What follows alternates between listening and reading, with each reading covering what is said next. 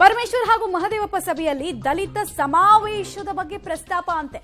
ದಲಿತ ಸಮಾವೇಶ ಮಾಡೋ ಬಗ್ಗೆ ಚರ್ಚೆ. ಇದು ತುಂಬಾ ಇಂಪಾರ್ಟೆಂಟ್. ಏನಕ್ಕೆ ಅಂತ ಹೇಳ್ತೀವಿ, ಸರ್ಕಾರದ ಗಮನಕ್ಕೆ ತಂದು ದಲಿತ ಸಮಾವೇಶವನ್ನು ಮಾಡ್ತೇವೆ ಅಂತ ಪರಮೇಶ್ವರ್ ಅವರು ಹೇಳಿದ್ದಾರೆ. ಸಿಎಂ ಆಗೋದಕ್ಕೆ ನಮ್ಮಲ್ಲಿ ಬಹಳ ಸಮರ್ಥ ನಾಯಕರಿದ್ದಾರೆ, ಹೈಕಮಾಂಡ್ ಯಾರನ್ನ ಆಯ್ಕೆ ಮಾಡುತ್ತೋ ನೋಡಬೇಕು ಅಂತ ಸಭೆಯ ಬಳಿಕ ಗೃಹ ಸಚಿವ ಪರಮೇಶ್ವರ್ ಅವರು ಹೇಳಿಕೆಯನ್ನ ಕೊಟ್ಟಿದ್ದಾರೆ. ಅಹಿಂದ ಜಪ ಮಾಡ್ತಾ ಇದ್ದಾರೆ ಮುಖ್ಯಮಂತ್ರಿಗಳು, ಅವರ ಪುತ್ರ. ಅಹಿಂದ ನಾಯಕತ್ವದ ಬಗ್ಗೆ ಪದೇ ಪದೇ ಮಾತಾಡ್ತಾ ಇದ್ದಾರೆ. ಈ ಕಡೆಗೆ ದಲಿತ ಸಮಾವೇಶ ಅಂತಿದ್ದಾರೆ. ಅಲ್ಲಿಗೆ ವೋಟ್ ಬ್ಯಾಂಕ್ ಭದ್ರಪಡಿಸಬೇಕು ಅಂದ್ರೆ ನಾವು ಹೇಳ್ದಂಗೆ ಕೇಳ್ಬೇಕು ನೀವು ಅನ್ನೋ ಒಂದು ಸ್ಪಷ್ಟ ಸಂದೇಶವನ್ನು ಕೊಡ್ತಾ ಇದ್ದಾರ. ರಾಹುಲ್ ಗಾಂಧಿ ಅವರಿಗೆ ಅಹಿಂದ ನಾಯಕತ್ವ ಮತ್ತು ಅಹಿಂದ ವರ್ಗ ಅಂದ್ರೆ ಅಚ್ಚುಮೆಚ್ಚು.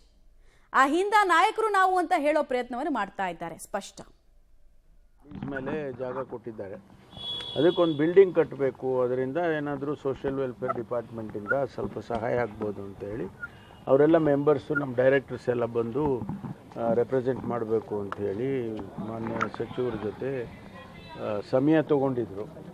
ಹಾಗಾಗಿ ಇವತ್ತು ನಾನೊಬ್ಬ ಅಧ್ಯಕ್ಷನಾಗಿ, ಸಚಿವನಾಗಲ್ಲ ಅಧ್ಯಕ್ಷನಾಗಿ ಒಂದು ರೆಪ್ರೆಸೆಂಟೇಷನ್ ಕೊಡೋಕ್ಕೆ ಅವರು ಬಂದಿದ್ರು.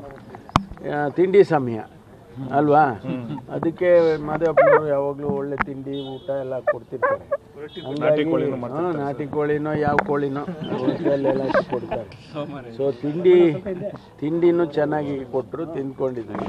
ಒಂದು ಅಶ್ಯೂರೆನ್ಸು ಕೊಟ್ಟಿದ್ದಾರೆ, ನಮ್ಮ ಸರ್ಕಾರದ ವತಿಯಿಂದ ಏನು ಸಹಾಯ ಆಗುತ್ತೋ ಅದನ್ನು ಮಾಡ್ತೀವಿ ಅಂತೇಳಿ ಹೇಳಿದ್ದಾರೆ. ಅದಕ್ಕಾಗಿ ಬಂದ್ವಿ. ಇನ್ನು ಯಾವುದೇ ರಾಜಕೀಯ ವಿಶೇಷತೆ ಏನಿಲ್ಲ, ಆಯ್ತಾ. ಸರ್ವಸಾಮಾನ್ಯವಾಗಿ ತಾವು ಭೇಟಿ ಆದಾಗ ಏನಾದರೂ ಒಂದು ಎರಡು ಮಾತು ಬಂದಿರ್ತದೆ ಸರ್, ಪೊಲಿಟಿಕಲ್ ವಿಚಾರವಾಗಿ. ಅಲ್ಲ ಕಣ್ರಿ, ನಿಮ್ಗೆ ಹೇಳೋಂಥದ್ದು ಏನಿರುತ್ತೆ, ನಿಮಗೆ ಹೇಳದೇ ಇರೋಂಥದ್ದೇ ಮಾತಾಡೋದು ನಾವು. ಅದರಿಂದ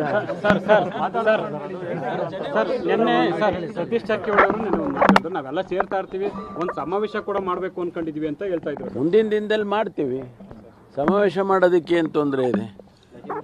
ಹಿಂದೆ ಹೈಕಮಾಂಡ್ನವರು ಯಾವ ಬೇರೆ ಕಾರಣಕ್ಕಾಗಿ ಸ್ವಲ್ಪ ಸ್ಥಗಿತ ಮಾಡಿ ಅಂತ ಹೇಳಿದರು. ಅದನ್ನು ನಾವು ಕೂಡ ಆಯಿತು ಅಂತೇಳಿ ಒಪ್ಕೊಂಡಿದ್ದು. ಈ ಮುಂದಿನ ದಿನದಲ್ಲಿ ಮಾಡ್ತೀವಿ.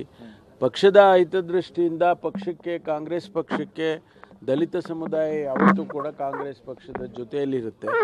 ಹಾಗಾಗಿ ಅದನ್ನು ಹಾಗೆ ನಾವು ಒಟ್ಟಿಗೆ ಇಡಬೇಕಾದ್ರೆ ಆಗಾಗ್ಗೆ ಸಮಾವೇಶಗಳು ಮಾಡಿ ನಮ್ಮ ಸರ್ಕಾರದ ವತಿಯಿಂದ ಏನೆಲ್ಲ ಕಾರ್ಯಕ್ರಮ ದಲಿತ ಸಮುದಾಯಕ್ಕೆ ಕೊಟ್ಟಿರ್ತೇವೆ ಅದನ್ನೆಲ್ಲ ಹೇಳಬೇಕಾಗುತ್ತೆ. ಆಮೇಲೆ ಮುಂದಿನ ಭರವಸೆಗಳನ್ನು ಕೂಡ ಅವ್ರೇನು ಕೇಳ್ತಾರೆ ಅದಕ್ಕೆಲ್ಲ ಕೊಡಬೇಕಾಗುತ್ತೆ. ಅದನ್ನು ಮಾಡ್ತೀವಿ. ಒಗ್ಗಟ್ಟಿನ ಸಂದೇಶನ ಸರ್ ಅದು. ನಿನ್ನೆ ದಲಿತ ಸಂಘಟನೆಗಳು ಹೇಳಿದ್ದಾರೆ, ಈ ಸಾರಿ ದಲಿತ ನಾವು ಸುಮ್ಮನೆ ಬಿಡಲ್ಲ, ಈಗಲೇ ಮಾಡಬೇಕು ಅಂತ. ಈಗ ಅವಕಾಶ ಬಂದಿದೆ, ಮಾಡಲೇಬೇಕು ಅನ್ನೋಂತ ಒತ್ತಾಯ ಮಾಡ್ತಾ ಇದ್ದಾರೆ. ಅಲ್ಲ, ಅವರು ಒತ್ತಾಯ ಮಾಡೋದು ತಪ್ಪಿದೆಯಾ? ತಪ್ಪಿದೆ ಅಂತ ಹೇಳಿದ್ರೆ ಅದಕ್ಕೆ ಉತ್ತರ ಕೊಡೋಣ. ಅವ್ರ ಅಭಿಪ್ರಾಯಗಳು ಹೇಳ್ತಾ ಇರ್ತಾರೆ. ಈಗ ಭಾಳ ಜನ ಬೇರೆ ಬೇರೆ ಅಭಿಪ್ರಾಯಗಳು ಹೇಳ್ತಾ ಇದ್ದಾರಲ್ಲ, ಈಗ ಅದೇ ಥರ ಅವರು ಹೇಳಿರ್ತಾರೆ. ಪರಮೇಶ್ವರ್ ಅವರು ಸಮರ್ಥರಿದ್ದಾರೆ, ಸತೀಶ್ ಜಾರಕಿಹೊಳಿ ಅವರು ಸಮರ್ಥರಿದ್ದಾರೆ, ಪಕ್ಷದಲ್ಲಿ ಸಮರ್ಥರಿದ್ದಾರೆ ಸಿಎಂ ಆಗಕ್ಕೆ ಅಂತ. ನಿಮಗೆ ಆ ರೀತಿಯ ಆಸೆ ಆಕಾಂಕ್ಷೆಗಳು ಅಥವಾ ಕನಸುಗಳು ಇಲ್ವಾ ಸರ್? ನೋಡಿ, ಭಾಳ ಜನ ಸಮರ್ಥರಿದ್ದಾರೆ ನಮ್ಮ ಪಾರ್ಟಿಯಲ್ಲಿ. ನಾವು ಕಾಂಗ್ರೆಸ್ ಪಾರ್ಟಿ ಈ ದೇಶಕ್ಕೆ ಎಷ್ಟು ಜನ ಮುಖಂಡರನ್ನ ಹುಟ್ಟಾಕಿದೆ ಹೇಳಿ. ಭಾಳ ಅನೇಕ ಜನ ಬೇರೆ ಬೇರೆ ಪಕ್ಷಕ್ಕೆ ಹೋಗಿ ದೊಡ್ಡವ್ರು ಆಗ್ಬಿಟ್ರು. ಇಲ್ಲಿಂದ ಟ್ರೈನಿಂಗ್ ಒಂಥರ ನಮ್ಮದೊಂಥರ ಟ್ರೈನಿಂಗ್ ಸ್ಕೂಲ್ ಇದ್ದಂಗೆ ನಮ್ಮದು. ಎಲ್ಲ ಟ್ರೈನಿಂಗ್, ಎಲ್ಲ ಪಕ್ಷದವ್ರಿಗೂ ಟ್ರೈನಿಂಗ್ ಮಾಡಿ ಕಳಿಸ್ತಾ ಇರ್ತೀವಿ. ಆದ್ದರಿಂದ ಭಾಳ ಜನ ಮುಖಂಡರುಗಳು ಸಮರ್ಥರಿದ್ದಾರೆ. ಆದರೆ ಅದರಲ್ಲಿ ಯಾರನ್ನು ಆಯ್ಕೆ ಮಾಡ್ಕೋಬೇಕು ಅದು ನಮ್ಮ ಹೈಕಮಾಂಡಿಗೆ ಬಿಟ್ಟಿದ್ದು. ಒಂದು ವೇಳೆ ಅಂಥ ಸಂದರ್ಭ ಬಂದರೆ, ಈಗ ನನಗೆ ತಿಳಿದಂಗೆ ಅಂಥ ಸಂದರ್ಭ ಇಲ್ಲವೇ ಇಲ್ಲ. ಮಾದೇವಪ್ಪನವ್ರು ಮಾತಾಡ್ತಾರೆ. ಈಗ ಮಾದೇವಪ್ಪನವ್ರು ಮಾತಾಡ್ತಾರೆ,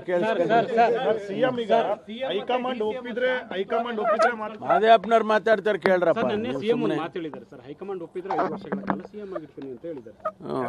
ಅದ್ರಲ್ಲೇನು ತಪ್ಪಿದೆ? ಹೌದು, ಒಪ್ಪಿದ್ರೆ ಅಂತಾನೆ ಹೇಳಿದ್ದು. ನಾವು CLP ನಾಯಕರನ್ನ ಆಯ್ಕೆ ಮಾಡಿದಾಗ 23 ಚುನಾವಣೆಯಲ್ಲಿ ಮೇ ತಿಂಗಳಲ್ಲಿ ನಮ್ಮ ಪಕ್ಷ ಅಧಿಕಾರಕ್ಕೆ ಬಂದಾಗ, ಮೆಜಾರಿಟಿ ಬಂದಾಗ ಎಲ್ಲ ಶಾಸಕರನ್ನ ಕರೆದು CLP ನಾಯಕರನ್ನ ಆಯ್ಕೆ ಮಾಡಿದರು. ಅವತ್ತೇನು ನಮಗೆ ಯಾವುದೇ ದೃಷ್ಟಿಯಿಂದ ಬರೀ 2.5 ವರ್ಷ ಮುಖ್ಯಮಂತ್ರಿ ಅಂತ ಹೇಳಿರಲಿಲ್ಲ. ಹೇಳಿರಲಿಲ್ಲ. ನಮ್ಗೆ ಹೈಕಮಾಂಡ್ನವರು ಅವತ್ತು ಆಯ್ಕೆ ಮಾಡಿದಾಗ ಸಿದ್ದರಾಮಯ್ಯನವರು CLP ನಾಯಕರು ಅಂತ ಘೋಷಣೆ ಮಾಡಿದರೆ ಬಿಟ್ಟರೆ ಸಮಯ ನಿಗದಿ ಮಾಡಿರಲಿಲ್ಲ. ಈ ಮಧ್ಯದಲ್ಲಿ ಏನೇನೋ ಅದೆಲ್ಲ ಬೆಳವಣಿಗೆಗಳು ನಮಗಂತೂ ಏನು ಗೊತ್ತಿಲ್ಲ. ನಮ್ಮ ದೃಷ್ಟಿನಲ್ಲಿ ನಾವು ಆಯ್ಕೆ ಮಾಡಿರೋದು ಸಿದ್ದರಾಮಯ್ಯನವ್ರನ್ನ ನೀವು 5 ವರ್ಷ ಮುಖ್ಯಮಂತ್ರಿಗಳಾಗಿರಿಯಪ್ಪ ಅಂತ ಮಾಡಿದ್ವಿ. ಅದ್ರ ಮೇಲೆ ಹೈಕಮಾಂಡ್ ಏನು ತೀರ್ಮಾನ ಮಾಡುತ್ತೋ ಅದನ್ನು ಒಪ್ಕೊಳ್ತೀವಿ ನಾವು, ಅಷ್ಟೇ. ನಮ್ಮ ಸಾಕಷ್ಟು ಜನ ಅವ್ರು ಹೇಳಿದ್ದು ಇವ್ರು ಹೇಳಿದ್ದೆಲ್ಲ ಬಿಡ್ರಿ. ನಾನು ಹೇಳೋದು CLPಯನ್ನು ಆಯ್ಕೆ ಮಾಡುವಾಗ ನಾವು ಯಾವುದು ಸಮಯ ನಿಗದಿ ಮಾಡಿಲ್ಲ. ಮಧ್ಯದಲ್ಲಿ ಹೈಕಮಾಂಡ್ನವ್ರು ಏನಾದರೂ ತೀರ್ಮಾನ ಮಾಡಿದರೆ ಅದು ಅವ್ರಿಗೆ ಬಿಟ್ಟಿರೋದು, ನಾವು ಹೇಳೋಕ್ಕಾಗತ್ತಾ? ಅದಕ್ಕೆ ನಾವೆಲ್ಲ ಒಬ್ಬೊಬ್ರು ಒಂದೊಂದು ಹೇಳಿಕೆ ದಿನನಿತ್ಯ ಕೊಟ್ಕೊಂಡು ಕೂತ್ಕೊಂಡ್ರೆ ಅದು ಸರಿ ಇಲ್ಲ. ಹೈಕಮಾಂಡ್ನವ್ರು ಏನು ತೀರ್ಮಾನ ಮಾಡ್ತಾರೆ ಅದಕ್ಕೆ ಎಲ್ಲರೂ ಬದ್ಧವಾಗಿದ್ವಿ. ಸಿದ್ದರಾಮಯ್ಯನವರು ನಿನ್ನೆ ಇಂಟರ್ವ್ಯೂನಲ್ಲಿ ಅದನ್ನೇ ಹೇಳಿದ್ದಾರೆ.